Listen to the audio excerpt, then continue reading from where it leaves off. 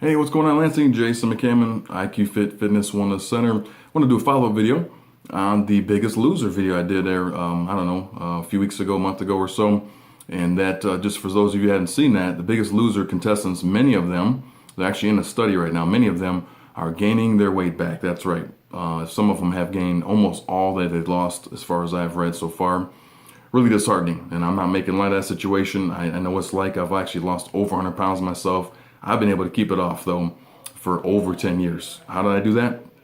I reset my metabolism. I basically created a new set point for my metabolism and gained a lot of muscle. One thing I have not seen most of these contestants do is gain a lot of muscle. I've actually gained, even though I played college football, I've probably gained 30 plus pounds since playing college football, but yet I'm actually leaner than I ever have been. So anyway, getting back to it, when you do the crunch the numbers and do some of the research out there, what you find is you get this condition called leptin resistance, something you guys want to look into and maybe research a little Google. But here's a take home.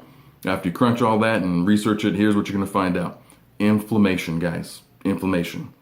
Yes, systemic, not just like, ouch, my joint hurts or I got a cut on my finger. That's inflammation, but we're talking systemic whole body inflammation. You've got to eliminate that. It's one of the biggest causes for leptin resistance. Leptin is a hormone that basically, when the levels are higher, tells your body, hey, I'm full, I'm good. It's actually your fat cells sending out a signal to say, I don't need any more fuel. It's important that we don't gain weight back when we were surviving our environment or even now. And then on the converse, it's supposed to be lower levels are correlated with a little bit of hunger. Hey, maybe I need to eat a little bit more so I don't waste away. What happens though, your cells downregulate the response. So long story short, they cannot hear the hormone leptin working like it should. And no matter what the levels are, your body thinks I'm still hungry. And guess what? That's what's happening to a lot of these Biggest Loser contestants or sorts theorized is that they have leptin resistance. They still have it all the way through the show. They never conquered not only building muscle, but conquering inflammation systemically in their body. And they're left with this metabolism that's ravenous all the time, or at least they're eating more than they should. And their set point is still very, very low. Basically, their metabolism shut down. I know it seems crazy because they lost all that weight, but yes, you can lose weight and have a shutdown metabolism because what happens when you stop training for 4 to 6, 8 hours a day, which is crazy anyway, what happens is you can't maintain that.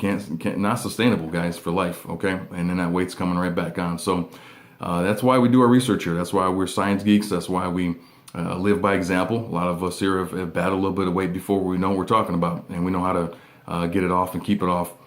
So anyway, how do you combat inflammation? And we're going to be looking at, number one, you got to eat whole food. You got to get away from things that come in a bag and a box for the most part. If something has a nutrition label on it, I'm sure you guys have heard this, it's probably not whole food in most cases. It doesn't need to say ingredients like, apple, okay? It is an apple. We don't need a label for that. You got to get the whole food. Number two, you really have to look into your vitamin D levels. One of the top things that I screen our clients here is for vitamin D. And unfortunately, the medical establishment in America is very, very, very poor, very lax on getting D. Unless you have severe clinical symptoms, oftentimes they're like, you're good. Let us know when you drop over, dead. Yeah, doc, it's a little late then. How about we check that D beforehand? In fact, one study, there's thousands out there. One study I can tell you about that relates to, the body as far as athletics go. The darker skinned players in the NFL have a four-fold, so 4 times more likelihood, 400% more likelihood to rupture a tendon than the lighter skinned players. And it's no surprise that darker skinned players happen to be better performers in the NFL. So why would they get injured so much more? And one of the only things the science could correlate and prove is that they had low vitamin D levels. Their skin simply could not absorb it like the lighter skin players. And on and on. There's so much out there. You guys can go to the vitamindcouncil.com, or vitamindcouncil.org, and look up, do some research of your own. Get informed, guys. Just don't listen to your family doctor, or read an article online. Get informed. Do some of your own research.